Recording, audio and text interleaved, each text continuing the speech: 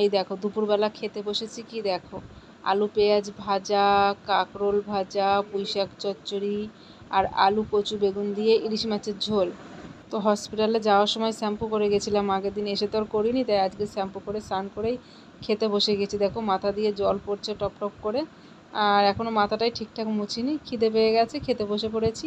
খেয়ে দেয়ে নিয়ে চুলটাও শুকিয়ে যাবে, তোমাদের সঙ্গে গল্প করব আর মাথা হাসছাবো, তাই না বন্ধুরা? তো খাওয়াটা আরম্ভ করি। খিদেও পেয়েছে জানো তো, অল্প অল্প ভাত খাচ্ছি, তো যে কোনো খাবার অল্পই খাচ্ছি, তো বেশিক্ষণ থাকা যাচ্ছে না, খিদে পেয়ে যাচ্ছে, কি করব, খেয়ে নিই, তোমরা তো আর খেলে না। খাওয়ার পরে দেখো ফল কাটলাম দুটো, দুটো বলতে কটা কাটলাম, দুটো পেয়ারা কাটলাম, একটা আপেল কাটলাম আর দুটো মৌসুম্বি লেবু কাটলাম। লেবু দুটো আমি অবশ্য খাবো না, আমার এখনও সেলাই আছে, সেলাই পাকবে, তো মেয়ের জন্য কাটলাম। ও খাবে, আমি একটু আপেল খাবো, একটু পেয়ারা খাবো, আর ও খাবে। খেয়ে নিয়ে দেখো এক কুচি আপেলটা আবার ছাড়িয়ে নিয়েছি, নয়তো না এই খোসাগুলো আটকিয়ে যায়, ওই জন্য ছাড়িয়ে নিলাম। তো ওকে খাইয়ে পড়তে পাঠিয়ে দিই। গুড ইভিনিং বন্ধুরা, কেমন আছো তোমরা সবাই? আশা করি অনেক ভালো আছো, আর আমিও মোটামুটি ভালো আছি। তো আমার চ্যানেলে তোমাদের অনেক অনেক স্বাগত, অনেক অনেক ভালোবাসা। তো আজকে হচ্ছে মঙ্গলবার, আর এখন বাজে সন্ধ্যে 6টা। তো এখন এসে আমি আর ব্লগটা স্টার্ট করলাম। সারাদিনে আসিনি, সারাদিনে বুঝতে পারো অসুস্থ শরীর, স্নান টান করা থাকে না, তো এমনিতেও কেমন লাগে। তো স্নান করে উঠেছি সেই 3টের সময়, 3টের সময় স্নান করে শ্যাম্পু করে স্নান করেছি, এখনও পর্যন্ত মাথাও হাসায়নি, একটু সিঁদুরও পরিনি। তো ওই জন্য ভাবলাম এখন তোমাদের সঙ্গে গল্প করি আর একটু সিঁদুর করি।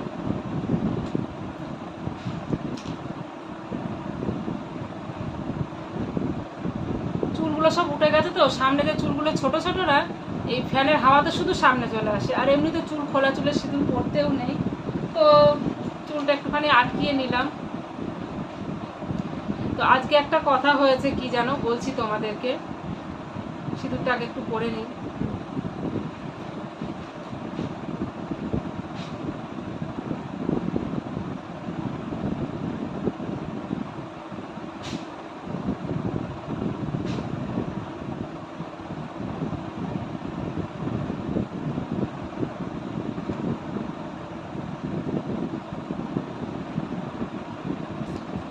তো আমার তো অপারেশন হয়েছে, আর অপারেশন হলে বুঝতেই পারো, মানে আমার দিদিরা বলো, আমার পিসিরা বলো, আমার মা অনেক দিন ধরে, মানে অপারেশনের আগে থেকে বলছে যাই যাই।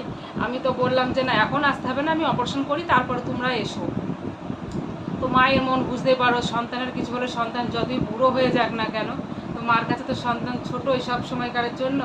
তো আমার মা মানে পাগল হয়ে যাচ্ছে আমাকে দেখার জন্য অপারেশন করার পর থেকে। যদি একটুখানি মানে ফোনটা, আমি কোনো সময় ঘুমাচ্ছি, ফোনটা হয়তো মিউট করে রেখেছি, শুনতে পাচ্ছি না, ওই আমার মা আমার দিদির কাছে চলে যাচ্ছে, আমার ছেলের কাছে ফোন করছে, এই কী হয়েছে কী হয়েছে কী হয়েছে এরকম, মানে না একটু ঘুমিয়েছিলাম, ও আচ্ছা, মানে এতটা পাগল হয়ে যাচ্ছে দেখার জন্য। তো আমার মা আসতে পারছে না, কেউ মানে আসতে পারছে না, ভয় পাচ্ছে, এই কারণে এক কাল লাগিনি আর কাল নাগ, বুঝতে পারছো? তো বন্ধুরা তোমাদেরকে একটা কথা বলি, চুল কাটা একটু, কাল লাগিনি আর কাল লাগ কিন্তু সবসময় ঝোড়ে জঙ্গলে থাকে না, বুঝতে পারছো? কাল লাগিনি কাল লাগ কিন্তু সবসময় ঘরেও থাকে। তারা আবার ছোবল কোথায় মারে জানো? কানে, ফস করে কানে মারে। আর এমন ছোবল মারবে তোমার, যে যে যে কালনাগিনীগুলো জঙ্গলে থাকে তাদের বিষ তো ধিকে ধিকে উঠবে, আর এইসব কালনাগিনীর বিষগুলো যখনই কানে ফস করে দেবে না, ফস করে দেবে, আর তখনই একেবারে সে সঙ্গে সঙ্গে মাথায় উঠে যাবে। তো সেই কালনাগিনীর জন্য আসতে ভয় পাচ্ছে। তো আমার মা একটা কথা বলছে, আমি বলছি তাই কি হয়েছে, তুমি আসো, তোমার মেয়েকে তুমি দেখতে আসবে।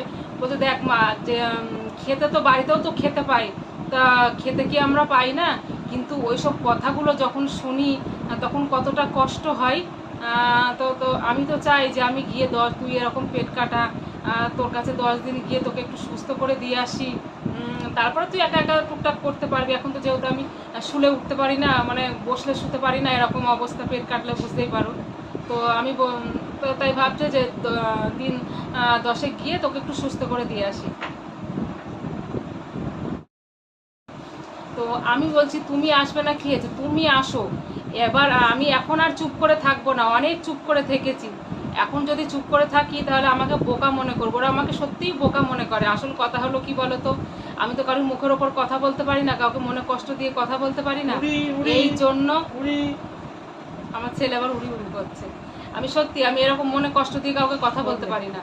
তো আমি এই কারণে বলছি তোমরা আসো, এবার যদি কিছু বলে, মানে ওই যে আমরা তো গ্রামে বড় হয়েছি, আর যারা গ্রামের মানুষ তারাই জানে, ওই যে যখন ছাদের ওপর যখন ধান রোদে দিতাম পায়ে করে, যখন আমাদের ধানের ইয়ে হতো, ধান রোদে দিতাম পায়ে করে, তো ধান যখন শুকিয়ে যেত, ওই ধান নিয়ে পায়ের গোড়ালি দিয়ে এরকম করে যখন চাপ দিয়ে চাল বের করতাম না, দাদু দিয়ে কটাস করে দেখতাম যে শক্ত হয়েছে কি।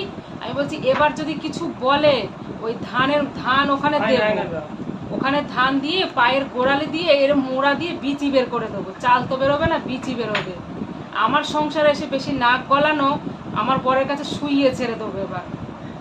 আর এতদিন আমি কোনো দিন নাম সোশ্যাল মিডিয়াতে নাম ধরে বলিনি, এর পরবর্তীতে যদি আমি শুনি এবার আমি নাম ধরে ধরে বলবো, তারপরে ওর ফ্যামিলির লোক আমার যদি কিছু ছিঁড়তে পারে এসে ছিঁড়ে নেবে। আর একটা কথা কি বলে, যে কথায় বলে না, যেমন ঝাড় তেমন কঞ্চি। তো মানুষকে সত্যি আমি ভালোবাসতাম, নিজের ছেলে মেয়ের থেকেও বেশি ভালোবাসতাম, এটা সবাই জানে। কেমন কি আমার কাছে পিঠের লোকও জানে যে ওদেরকে আমি কতটা ভালোবেসেছি। সেটা নিমক হারাম পাত ফুটো জাত বলে না, ঝাড়ের দোষ রক্তের দোষ। আমার শরীর খারাপ হয়েছে, প্রথমে ভুল রিপোর্ট এসছে, তো ভুল রিপোর্ট আসলে পারে সেটা নিয়ে একটু সমালোচনা হয়েছে, বুঝতেই পারছো। তো আমাকে বলছে কি আমি নাকি বার বেড়েছি, বলেছে এতবার বাড়লে রোগ হবে না। হ্যাঁ, আমার প্রথম রিপোর্টটা এসেছিলো, যে ভুল রিপোর্ট এসেছিলো যে ক্যান্সার হয়েছে, সিস্টেমের মধ্যে ক্যান্সার আছে। তখন তার কর্তব্য কি, তোর কি এই কর্তব্য, তোকে আমি নিজের ছেলেমেয়ের থেকে বেশি ভালোবাসে, তোর কর্তব্য এইটা? বলে কি এতবার বাড়লে হবে না। আমি আসল কথা, আমি বারটা কি বার বাড়লাম, আমি আমার মতো খাওয়া দাওয়া করি, আমার মতো কাজ করি, আমার মতো ছেলে মেয়ে দেখভাল করি, স্কুল যাই নিয়ে আসি, আমার মতো যেটুকু টাইম পাই ভিডিও করি, আমি আমার মতো চলি। কোনোদিন পাশের বাড়ি গিয়েও বসি না, যে পাশের বাড়ি গিয়ে সমালোচনা করবো, গল্প করবো, সেই টাইমটা আমি নিয়ে, সেই টাইমটার মধ্যে আমি কমেন্টে রিপ্লাই দিই। যে টাইমটুকু লোকে সমালোচনা করে আমি কমেন্টে রিপ্লাই দিই, আমি কোনো সময় লোকের সামনে গিয়ে বসি না। তো আমার কথা হলো, আমি তোদের কি এমন ক্ষতি করেছি, বাড়া ভাতে ছাই দিয়েছি যে আমার পিছনে তোরা সবাই মিলে লাগবি, আমার পিছনে তোরা সবাই মিলে কেন লাগবি? যেমনি মা তেমনি বাবা তেমনি। আমি একটা জিনিসই ভাবি, যে তোরা ফোনে আমার সঙ্গে যদি এইরকম বলিস, তাহলে তোরা যখন একসঙ্গে গোল মিটিং করিস সব বেড়াতে গেলে, তখন তাহলে তোরা কি করিস? তা আমি তোদেরকে বলে রাখলাম, শোন, আমি যখন যাকেই হোক না কেন, আমি যখন ভালোবাসি এইখান থেকেই ভালোবাসি, আর যখন ঘেন্না করি এইখান থেকেই ঘেন্না করি। আর আমি অহংকারী না, কিন্তু আমি খুব নরম মনের মানুষ, আমি খুব অভিমানী একটা মানুষ। আমার উপর যদি কেউ কিছু করে আমি তার সঙ্গে ঝগড়া করি না, আমি অভিমানটা মনের ভিতর পুষে রাখি, সারা যতদিন বাঁচবো সেই অভিমানটা আমার মনের ভিতর পোষা থাকবে। তোদেরকে আমি এত ভালোবাসতাম, আর তোরা আমাকে এই কথাটা বললি না যে আর আমার সঙ্গে ফোনে বলে কি, ফোনে ভালো ভালো কথা, মানে পটানোর জন্য। আমি তো বুঝে গেলাম যে তোরা কেমন মানুষ। তো আমার কাছে তোদের আর জায়গা নেই, ওই দুটোর যেমন জায়গা নেই তোদেরও তেমন জায়গা নেই। আর আমাকে বলে যে বার বেড়েছে, বার কে বেড়েছে? বাড়ির লোক, মানে কানে হাত দিয়ে দেখা, বাড়ির লোককে নিজের মাকে শাসন করগা, দেখা কতবার বেড়েছে, যার জন্য মাথা ঠুকছিল তোর বাবা। আর আমার সংসারে নাক গলাতে গেলে তোদের সংসারেও আমি অশান্তি বাঁধিয়ে দেবো। আমি এমন কিছু জানি না, এখন তাল ঠুকাঠুকি বাঁধিয়ে দেবো। সাবধান, আমার পিছনে লাগার থেকে সাবধান। তোদেরও আমি এত কিছু জানি, কোনো সময় আমার পাড়ার লোক কেউ বলতে পারবে না যে অমুক বাড়ির বউটা ওই বাড়ির লোকের নামে এসে নিন্দে করে গেল। আমি একটা জিনিসই বুঝি, যে নিন্দে করলে, আমি যদি আমার বাড়ির লোকের নামে যদি আমি পাড়ায় গিয়ে নিন্দে করি, তার আমার সমস্যা মেটাতে পারবে না, সমস্যা বাড়বে ছাড়া কমবে না। তো আমি আমার যত কষ্ট হোক, যেটা আমার মনে কষ্ট হয় আমি নিজের মনে চাপা দিয়ে রেখে দিই, কোনো কারোর সঙ্গে প্রকাশ করি না। এমনকি নিজের বাবার বাড়িতেও বলি না, যে বাবার বাড়িতে বলবো মা বাবা বয়স্ক, ওরা চিন্তা করবে, করে ওদের কিছু হয়ে যাবে। ওই যে মানুষটা আমি এইরকম, আমার নিজের কষ্ট আমি নিজে চাপা দিয়ে রাখি। এই যে এতখানি পেট কাটা, অনেকে তো চুপচাপ ঘরে শুয়ে থাকে, আমি তবু নিজের কাজ যতটা পারছি নিজের কাজ নিজের মতো করে করছি, যে না আমি যতটা পারি নিজের কাজ নিজের মতো করে করি। তাই আমি তোদেরকে বলছি, আমার পিছনে লাগার চেষ্টা করিস না, ঠিক আছে? আমি এমন কিছু জানি, সোশ্যাল মিডিয়ায় যত ভয়েস আছে সব ভয়েস সোশ্যাল মিডিয়ায় দেবো, আগে নিজের বাড়ির লোকগুলোকে সাবধান কর, তারপর পরকে বলবি যে বার বেড়েছে। আমার বার কি বার বেড়েছি? আমি কার সময় কি ধরা পড়েছি নাকি যে আমার বার বেড়েছি আর তাই আমি এরকম হয়েছি? তোর মা ধরা পড়েছে, সেটা ভালো করে দেখা। আর আমার কাছে জায়গা আজকাল এইরকম হয়ে গেল। তো বন্ধুরা, সবাই ভালো থেকো, সুস্থ থেকো, আর আমার পাশে থেকো, সাপোর্ট করো। বাই।